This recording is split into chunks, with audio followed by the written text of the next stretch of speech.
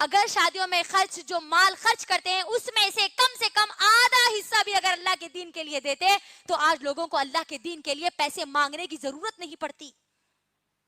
یہ صدقہ کرنے والی عورتیں اگر ہم بنتی تو لوگوں کو بولنے کی ضرورت نہیں پڑتی کہ آپ اللہ کے دین کے لیے مال دو. آج اللہ کے دین کو مال کی ضرورت ہے آپ کی. آج ہم نہیں بن رہی صدقہ کرنے والی عورتیں. آج ہم ہمارے اندر جنت میں جانے والی صفت پیدا نہیں کر رہی. اگر ہم ہمارے اندر یہ صفت پیدا نہیں کریں گے میری بہنوں تو کیسے ہم جنت کا خواب دیکھ سکتے ہیں؟ کیسے ہم ہمارے اس سپنے کو پورا کریں گے جنت میں جانے کا, جنت کی ان نعمتوں سے لطف اندوز ہونے کا, جنت کی وہ مہمانی کا, جنت میں اللہ کا دیدار کرنے کا؟ غور کریے. آج ہم کو ہمارے ہاتھ آگے بڑھانا ہے میری بہنوں. اگر آج ہم صدقہ و خیرات نہیں کریں گے, اگر ہم صدقہ نہیں کریں گے نا تو پھر ہم جنت سے محروم ہو سکتے ہیں. اگر ہمارے ہاتھ آج صدقے سے خالی ہے تو پھر اس کا مطلب یہ ہے کہ ہم جہنم میں جانے کی تیاری کر رہے ہیں. اگر ہم ہمارے مال کو صرف جمانے, کمانے اور دبا کر رکھنے کی اگر فکر میں ہے تو سمجھ جانا یہ کمانے, جمانے اور دبا کر رکھنے والا مال ہی تم کو جہنم میں لے جائے گا. اگر تم یہی مال دنیا میں یہ صدقہ کرنے والی عورتوں کی صفت اپنے اندر پیدا کر کے اللہ کے دین کے لیے اگر تم خرچ کرو گی تو یقیناً اللہ سبحانہ و تعالی ہم کو جنت میں ڈالے گا انشاءاللہ. میری بہنوں یہاں پر سوچنے والی بات ایک اور اندر نہیں پیدا کریں گے تو اللہ نے جو ہم کو مال دیا ہے نا وہ مال اگر ہم اللہ کی راہ میں خرچ نہیں کر رہے تو اللہ کسی اور ذریعے سے ہمارے سے الگ کر دے گا, کسی اور ذریعے سے ہم سے چھین لے گا. آج دیکھ لیجئے ایک چھوٹی سی بیماری آئی, ہزاروں روپے اس کے اندر چلے جاتے ہیں, ہے نا. چھوٹا سا ایکسیڈنٹ ہو جائے, اگر کوئی حادثہ ہو جائے تو لاکھوں روپے اس کے اندر چلے جاتے ہیں. ایک آپریشن کے لیے 1 لاکھ یا 2 لاکھ کا خرچ آتا ہے میری بہنوں. اگر آپ اللہ کی راہ میں خرچ نہیں کرو گی تو اللہ ایسے آپ کے ذریعے آپ وہ مال نکال لے گا. غور کریے.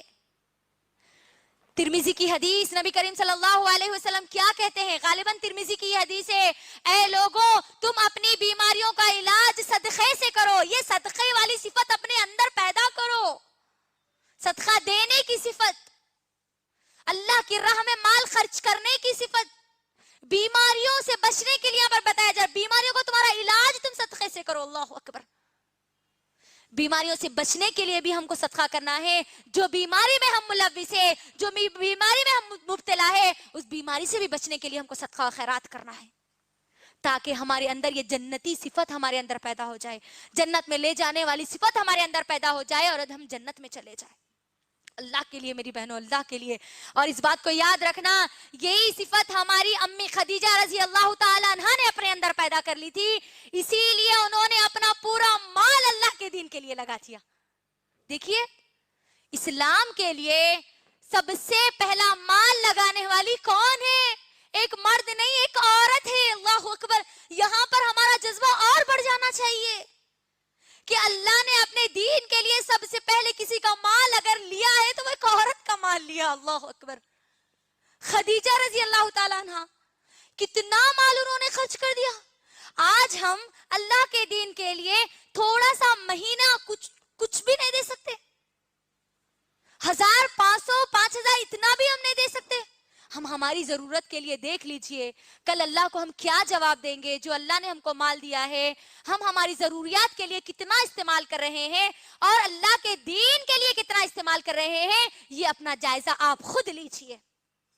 کبھی اپنے گھر میں بیٹھ کر اس کا حساب کیجئے میری بہنوں کہ آپ کی زندگی کے لیے کتنا خرچ کر رہے ہیں اور میں اللہ کے دین کے لیے یعنی اپنی آخرت کے لیے میں کتنا ذخیرہ کر رہی ہوں, اس جنت کے لیے میں کتنا دے رہی ہوں, وہ جنت کی صفت میں اپنے اندر کتنا پیدا کر رہی ہوں. اللہ کے لیے غور کرنا میری بہنوں اور اپنی زندگیوں کا جائزہ لینا. اللہ کے لیے اپنے مال کو خرچ کرو, صدقہ کرو تاکہ ہم جنت میں آسانی سے چلے جائیں, جہنم سے ہم بچ جائیں.